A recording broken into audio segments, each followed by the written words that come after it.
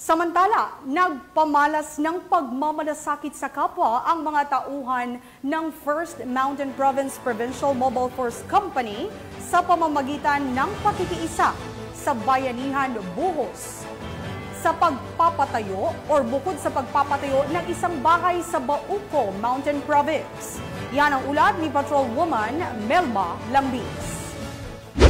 Buhay na buhay ang bayanihan spirit ang makiisa ang mga tauhan ng 2nd Maneuver Platoon ng First Mountain Province Provincial Mobile Force Company sa Bayanihan Buhos sa kasalukuyang konstruksyon ng isang bahay sa Barangay Tapapan, Bauco Mountain Province nito lamang ika-2 ng Hulyo taong kasalukuyan.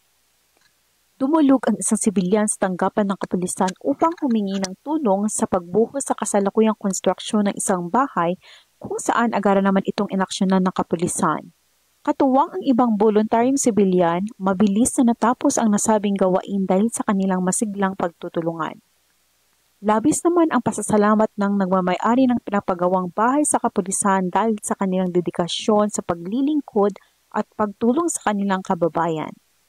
Ipinapahayag ng aktibidad na ito ang diwa ng pagtutulungan at pagkakaisa ng kapulisan at komunidad sa panahon ng anumang pangangailangan. Hindi lang sa pagresponde laging handa ang pambansang kapulisan, kundi pati rin sa pagtulong sa mga nangangailangan. Mula dito sa Alapang, Latrina at Benguet, ako ang inyong TNN correspondent, Patrolwoman Melba Lambis, alagad ng batas, taga-taguyod ng Balitang Pulis. Maraming salamat sa Patrolwoman Lambis.